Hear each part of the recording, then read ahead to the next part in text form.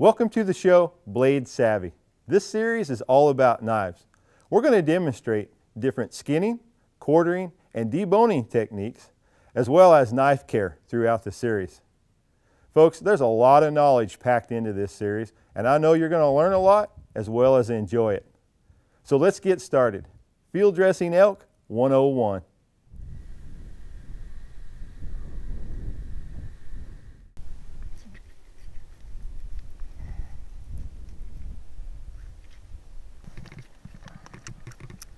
Got this is the easiest way to cut this. Why he's sitting up like this. It's harder on the side, so you do it like when you got this up right here. And then when we flip him over, we'll come in from the other side and cut the rest of it from inside the carcass. And then if it's all cut right, then all of that will just come right out from that pelvis all in one piece.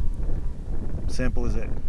Okay, I'm fixing to come in, cut the penis off right here, leave it attached over here, because in the state of Colorado and other western states, you got to have proof of sex on. In Mexico, you don't. Some you'll just cut the whole thing off. But we'll make a cut all the way down to join the butthole, and that way everything's loose and everything will come out the hole once we get started in here.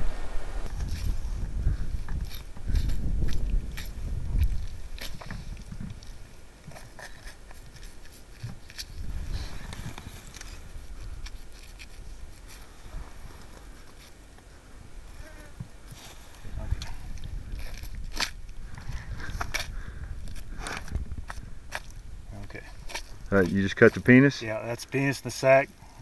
We're going to leave that attached for proof of sex. Okay. Okay.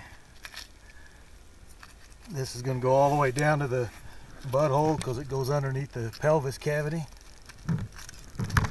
So you'll get it down till you feel that bone right there, then you'll join that cut with your other one.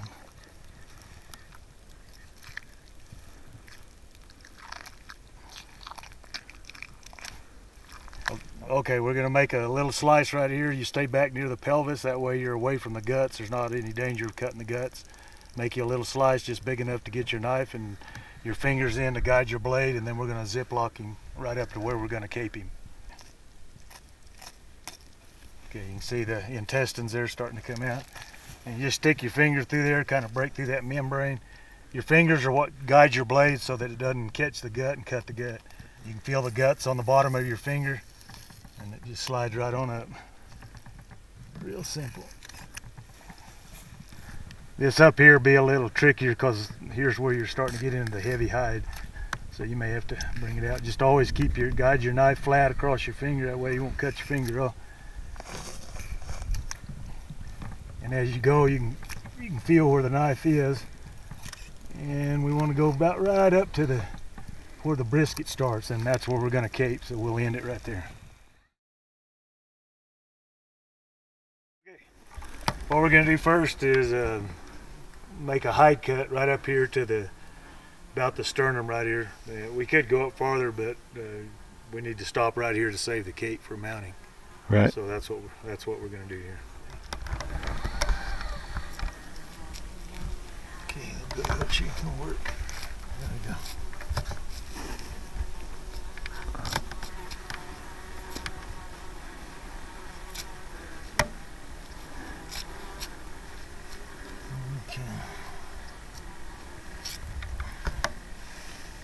Okay, that's about as far as we want to go on that.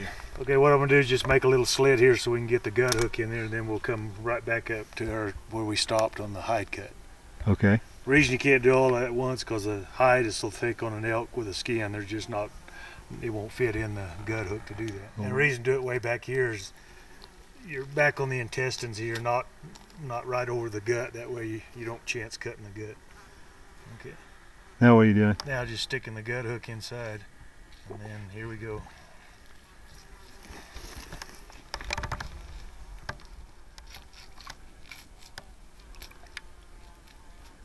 Slick, just like that.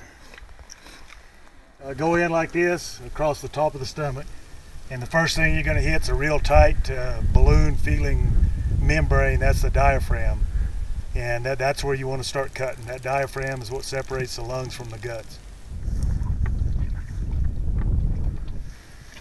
Okay.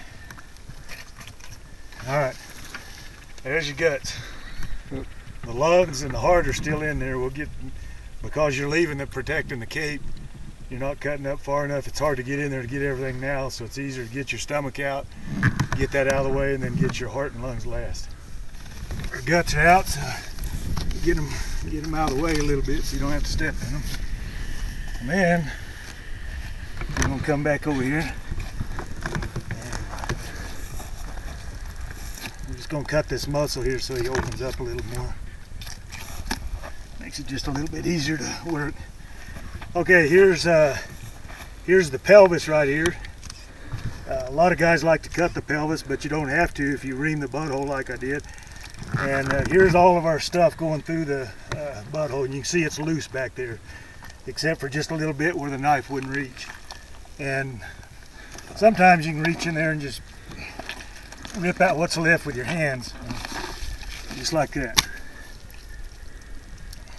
I'm gonna drag the guts out of the way. Again, you got to get up in there because we're saving the cape, so we couldn't cut it up as far as what we normally would to make it easy. So again, most of it's by feel. You don't have to be careful here because the guts are out. Just work your way up to that windpipe and grab a hold of it and just start cutting your way down. What are you taking out here?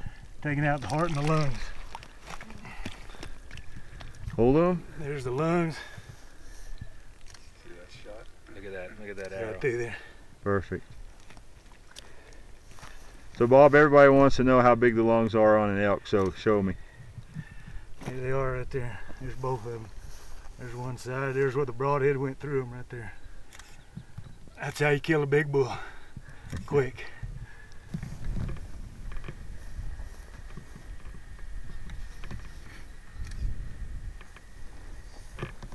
As you can see, we didn't even have to cut the pelvis, and what did it take us 5, 10 minutes maybe to gut an elk? Pretty simple. Good job, Bob. Good job, Bob. How many elk have you gutted, Bob? That's the third one. Ever? Oh, I thought you meant today. I don't know. A couple of hundred probably. Well, you can see field dressing a big old bull is a tough job, but with the right knives, Bob made easy work of it. Folks, be watching for our next show as we will feature skinning and quartering elk in the field. There are a lot of hunters out there that hunt the backcountry with no access to a vehicle. This show will make their job easier. Hey, thanks for being with us today, right here on Blade Savvy.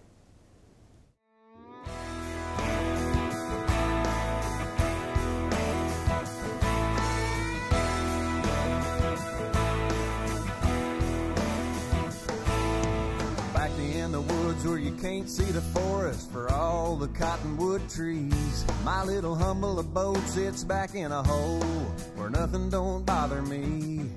And in the spring of the year when the big birds strut, you can bet I'm gonna call. I'll be hunting tom turkeys and eating deer jerky that we killed back in the fall.